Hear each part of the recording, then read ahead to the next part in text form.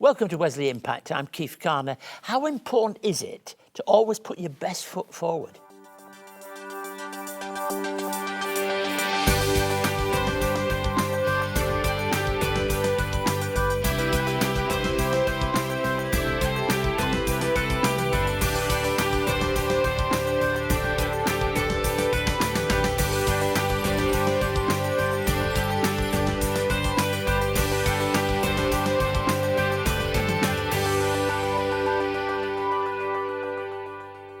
Hey, thanks for joining us today. I'm glad to spend this time with you. We've got a full episode and a lot of things to share during that programme. Here at Wesley Mission, we do all the good we can to stand by people, walk alongside people who've hit tough times for whatever reason. Alongside all areas of our work, through our family services, disability services, employment services, and in aged care, we believe that every life matters to God, and so every life matters to us. Later today, I'd like to tell you about Marlene's story. Marlene came to us through our Career Pathways programme, looking to be retrained and reskilled to enter the workforce. After the training, Marlene was reskilled and found a new confidence that's proven to be beneficial in all areas of her life. You'll learn more about that in just a few moments.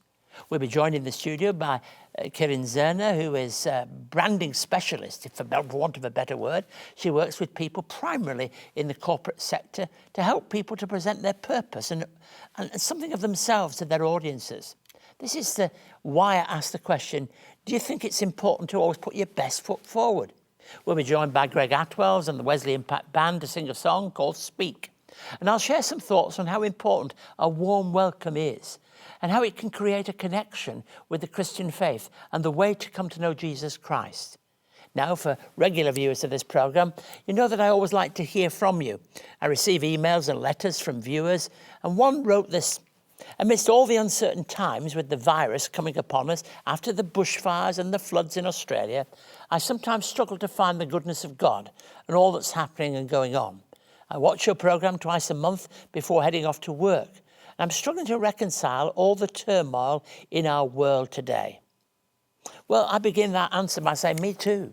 It isn't easy to begin to grasp and understand how and why. It was a question in the Bible was asked again and again. Why do bad people seem to do well and good people often seem to struggle? This virus will teach us many things, but that's not an excuse and an answer to the question, why did it come? Well, there may be, when all of it is over, when we examine and look very carefully at all the medical and scientific research that will come about, we may find some solutions in that way. But you know, the history of the world has always been like that. When you think of the most dreadful things that happen, you think of Christ himself, the Son of God, crucified on a cross, undeservedly rejected of women and men. You say to yourself, well, look, there's so many things that seem unfair about the world in which we're in. And we in Australia could look at it two ways. We've had all those things, quite rightly, floods, and we've had all kinds of things happening and fires. But we've also had far less deaths than many other countries in comparison to our population. So all around the world, people are asking questions. There are no easy answers, but the thing we can be certain of is that God is with us through these difficult times and with people, and teaching us many things that perhaps we never thought we'd ever answer. So thank you for writing. I hope it's not a disappointing answer to say that I understand the question you're asking and why you're asking it. Now, I hope that goes some way towards helping us to understand the goodness of God amidst uncertain times and through hardship. I mentioned earlier that I would like to share to you Marlene's story about our Career Pathways programme. Let's take a look together. The first time I heard about Wesley Mission, I can still vividly remember it. I walked out to my letterbox and I pulled out a little flyer, and I was so excited because it said if you wanted to do a course and you live in public housing, you could do it with the Wesley Institute. And I didn't have very much confidence in myself. I wanted to go to TAFE, I wanted to do all these things that the old me could have done, but after going through severe domestic violence, I lost all of my self-esteem, my courage. I thought I was a piece of dirt underneath everyone's shoes. Because when you go through some really horrible times in life, you actually believe what other people's opinions of you are, even though, and I've learnt through this, I can do it and I can make a difference. I still remember I rang them straight up and the lady was so excited that I was so enthusiastic, and I felt like this big before I got that, and it just opened my doors, and my life's totally different now and I'm happy. There's no way I could have done it at TAFE.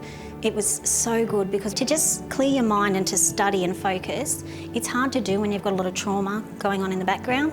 So we had Chloe, she was like someone you could go to, say, I'm not coping, this is happening with my child, X, Y, Z, or I didn't have the petrol money to come because I was just my children's carer, and she would give you a voucher so you had petrol to come to the course. She would just smile and fix everything, and then you could go back to studying. And Len used to put lunch on for us. None of us would ever bring lunch. None of us had any money together. It was so good, I can't tell you. And we'd all come together and we'd just be so happy and thankful and grateful that people cared enough about us, because we felt pretty small at the time. I felt at Wesley Mission was beyond anything I could have imagined. They were just there when you needed them. I could call Chloe and rely on her, and she would know somebody who could help, and if she didn't know somebody, well, she would do it herself. Yeah, I could not have gone through the course without Chloe's help. There's no way. I've actually got my own company now, and I'm a support worker for clients who are on the NDIS, and I work for the most amazing family. They're just beautiful, and my client is Maya, and I just adore her. I get up every morning when my alarm goes off and excited to get on with the day, and I get paid to do this, which it just blows my mind, because in all my 48 years I've never had a job that I loved. I've had jobs that you work to get the money and you have nice co-workers, but I've never had something that I was passionate about and that I loved. Yeah, it's the best feeling. After I left the course, I found work extremely easy to get, and I just couldn't believe how much work is out there. Actually, if you have the qualifications and the right attitude, yeah. I would tell anyone who's watching now to absolutely just do it. I didn't think I could do it, and if you think you can't do it, believe me, if I can do it, you can do it. And I'm flying now, and you can too. You don't have to be that person sitting at home doing nothing, you know. You can make a difference in someone's life, and that is, I can't put into words how good that is. If you would like to learn more about Wesley Mission, visit wesleymission.org.au. You can find help in our community services, connect with our church and congregations, discover a volunteer role that suits you, stay up to date on the latest news and information, donate to support our work, and help make a positive difference in your community. You can also connect with us on social media and subscribe to receive the latest news and information about Wesley Mission directly into your inbox. Visit wesleymission.org.au. Another great story of our Wesley Vocational Institute, and Chloe in the story there also was another person who'd gone that difficult journey into something far, far better. Do be in touch if we can be of help to you or a loved one in any way. Our doors are open to you, and the details are on the screen now. Now, I'm looking forward to talking now to Kirryn Zerna, who's my guest, and I'm glad to welcome you to the show. Good to have you. Yes, thank you. Kirryn's had a long and successful career working in the corporate sector. Over the last 2 years in particular, she's worked with many, many businesses and entrepreneurs across Australia. Kirryn works with senior leaders, helping to build their professional profiles and digital brands. And now that sounds like a mouthful. Let me ask Kirryn a little bit about more. How do you describe what you do? What I love to do is I help leaders and also entrepreneurs. How do they stand out online and do it in a way where they don't sell out on what it is that makes them unique? And so in other words, what I'd love to do is help people, how do they get known for what they do and the value they offer? And then ultimately, how do you grow? How do you grow your influence, grow your network, and hopefully grow your business at the same time? And you work with a large number of different people. Yeah, so in the last 2 years, I've worked with probably about 2,000 entrepreneurs and business leaders through corporate events, through speaking, through workshops, things like that. And, you know, on top of a corporate career and working with the government and various aspects like that. And so I just love to see people put their passion into action and give them really practical steps. So in addition to your face-to-face work, you're involved in, this book is a part of the fruit of what you're doing, isn't it? Yeah, yeah. And what do you hope that the book will do? Well, really, the purpose of the book is so you can put it into people's hands, and it's a guide. So you can go home, the mystery of this whole social media space is taken away, and you just know what to do yourself. You've got the steps ready to do it, the templates, the tools, so you can do it in your own home. And so that's really the hope, that what I teach and what I speak about is something that people can take home and do themselves. To stand out online. And so many people are on Pinterest and all these things, aren't they? Learning about different things and aspects every day of their lives. Yeah. And is it possible for somebody to change direction? In other words, they've been working for 20 years in a very formal kind of understanding of how you do things. Is it possible for somebody to totally change their way? Absolutely. I think, you know, as I believe that we've all got, you know, this great passion or these great ideas that we'd love to do, and that will no doubt take us in different directions. I think what it is about knowing the right time and the right place to share those messages. So if you're doing a massive pivot, then you want to not make a sudden change. It's about taking the right step change in telling that story and the right place. So if LinkedIn is where you talk about your corporate messages, then maybe you start an Instagram for your creative side project. So I think it's about knowing the right time and the right place. And how important is the Christian faith to you? Well, it's the foundation and it's everything. I think I love to think of it this way. I call it my VIPs, which is about knowing your value, your identity, and your purpose. And it's really based on Ephesians 2:10, which is that, you know, that we would know that we're God's masterpiece, created in Jesus' identity and with the plans He's got for us. And so what I'm trying to do and what I hope I lead to other people is knowing their value, that they matter, knowing their identity, just who they are and what they're created for. And that's what motivates me. I think that's my life's work to help people. And I think some Christians are probably reluctant at times to be involved in the right kind of projection of what they are. Do you think that's true? Absolutely. And I think that's why I like that idea of stand out without selling out. Because everyone out there is trying to grab attention and get known for something. And that's why I love coming back to, like, who are you? What's your unique value? Don't worry about trying to be like everyone else. You know, how can you draw out who you are and the unique contribution that you will make and actually help them to empower them to do that? That's what I love. And it's an important thing to be able to do that. Do you find people of different ages and different profiles turn to you? Well, you know, the people that work with me a lot are, I would say, about my age and older, and so they really understand the value Should of... never say that, you know that. You mean about 25, don't you? That's what you mean. I'm okay, I'm cool with that. I think it's just about knowing what is this opportunity, because they know there's an opportunity in the online space. There's been a shift to online, and particularly in this, you know, coronavirus world we live in, and online is the only option. People know, I need to understand this, teach me how. And it kind of, you know, more often than not, especially when we're doing one-to-one, it's, Hang around with me for just a few moments till the end of the show. I'd like to come back to you then and have a little conversation. We always welcome our guest. Now, Greg Attwells is with us today. He's supported by the Wesley Impact Band to sing a song with the intriguing title, Speak.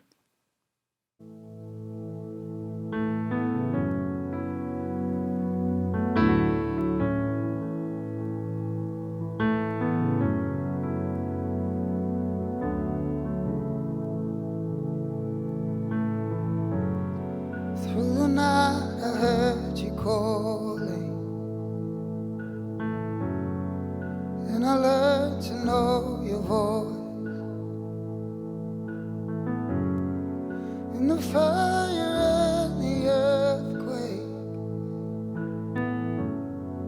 learn to filter out the noise. For you whisper in the quiet, obedience and trust.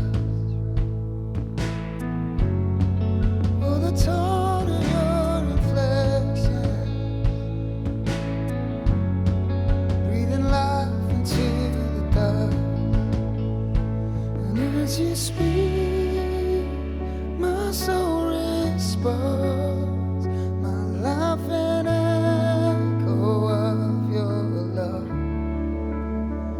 Into your hands I place my heart.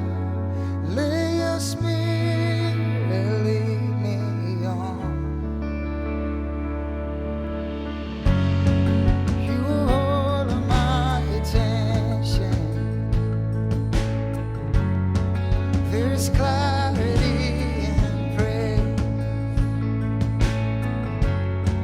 I wait upon the mountain for the whisper of your way. And as you speak, my soul responds, my life an echo of your love. Into your hands I place my heart. Lay your spirit, lead me on.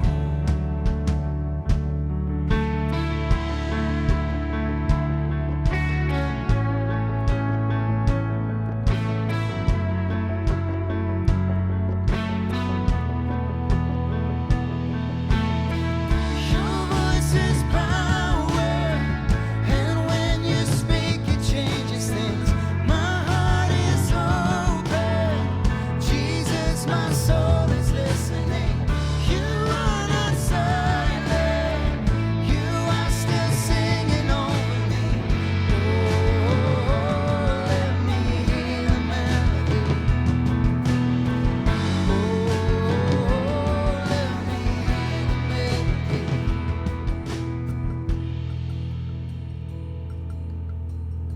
And as you speak, my soul responds, my life an echo of your love.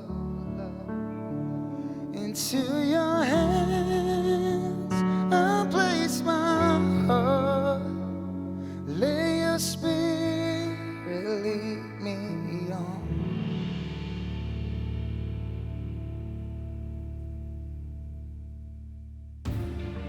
Experience the Galilee and the towns and cities where Jesus was raised and called his home. Capernaum, Nazareth, Tabgha, Magdala, Caesarea Philippi, Bethsaida, Tiberias, and of course the Sea of Galilee all feature in this 6-part series as Keith Garner explains the first century context of biblical events. Jesus was born during a time of change in the political and economic leadership of this region. Fishermen around a lakeside was really one of the big businesses. Why Jesus? Why didn't people ignore him? Why did they take him seriously? And what are the questions we should be asking today if we're going to take Jesus seriously? The Man of Galilee is available now and comes with a study guide for leaders, small groups and individuals. For more, visit wesleymission.org.au. Today I want to share an interesting short passage which I want to read to you from Matthew chapter 10, verses 40 through 42. Anyone who welcomes you welcomes me, and anyone who welcomes me welcomes the one who sent me. Whoever welcomes a prophet as a prophet will receive a prophet's reward. And whoever welcomes a righteous person as a righteous person will receive a righteous person's reward. If anyone gives even a cup of cold water to one of these little ones who is my disciple, truly I tell you, that person will certainly not lose their reward. Now, this passage is an interesting one.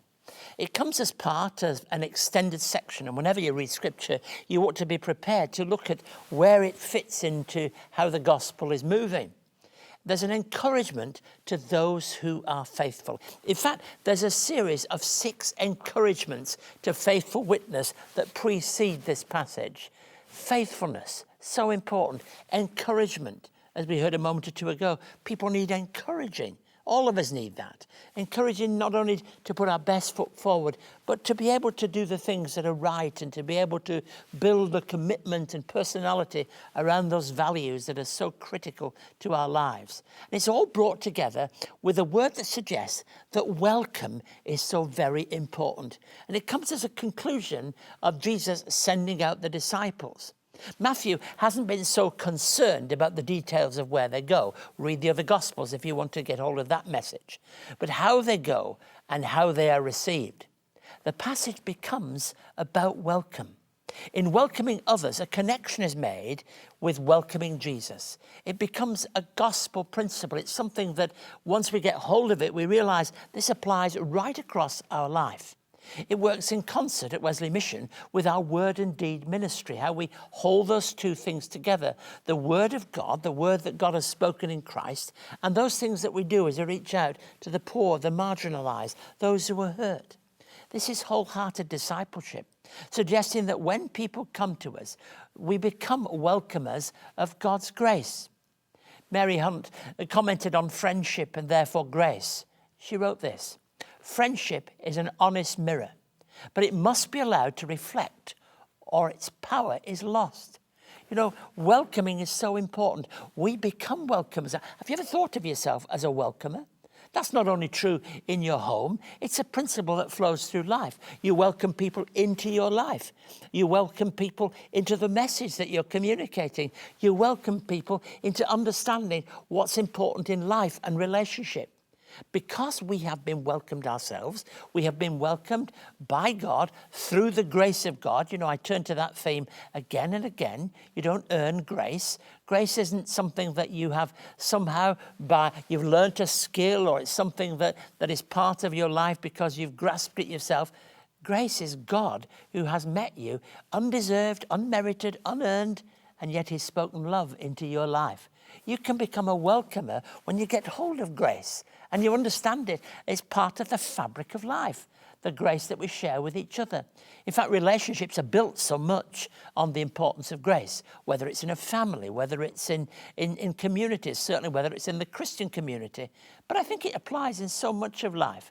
And that's why the Christian business person takes seriously that aspect of grace, because it becomes possible to build relationships, to display what it is that makes you who you are and gives you confidence to be able to talk about that, because you know that you're only what you are through the grace of God. And so as we help other people, they too become who they are through the grace of God. Welcomed. You know what it is when you're not welcome, don't you? There have been times when in your life and mine, we've gone to a place and we felt totally rejected and unwelcome by the people that we're meeting. Well, think of God's grace as the exact opposite of that. And what he's calling us to be and do is something that is fundamentally different than that. Arms open wide, ready to receive, ready to encourage, ready to give confidence to other people. The grace of God at work in our lives, truly welcoming people. The door is open wide, the door into our lives, the door into possibility, the door into confidence and commitment to whatever it is that God is calling us to. God welcomes you and I to discover all that he has to teach us, all that he can do through us. Why don't you discover afresh the welcome of Jesus Christ? If you would like to contact Keith and find out more about today's program, write to us at Wesley Mission, Post Office Box A 5555, Sydney South 1235, or you can send us an email to impacttv@wesleymission.org.au. On our website, you can catch up on past episodes of Wesley Impact, find out more about our work, read online magazines and articles, and connect with us on social media. You can also connect through Keith's blog and stay up to date on all the latest news and information from Wesley Mission, wesleymission.org.au. I hope we've enjoyed this time together. My conversation today was with Kirryn a little earlier. I'd like to just continue that conversation as we finish up. Kirryn, one final question. We have a lot of people who are high achievers in the world's eyes, in this corporate world, in the business community, who may be sharing with us and listening to what we've got to say. If someone was looking to continue to develop their career or perhaps reposition themselves in some way with their peers, what would you say to them? I'd say we'd be looking at, first of all, who you are as a brand, so having some clarity around that. The second thing is, what are you going to say? How do you become the storyteller and produce that story, so of your message? Have a plan, so make sure you can be consistent. And you know the fourth one is have courage. Just have a go. I think that would be my advice. That fits in very much with our Aussie culture, doesn't it? To Yes, have a it go. does. Have a go. Thank you, Kirryn, and thank you once again for joining us today. I hope you'll take note of the book. You'll be able to find details on the website of my friend here today who shared with us. I look forward to sharing with you at this time again next week. Have a great week, and may God bless you and make special things happen to you this week. God bless you.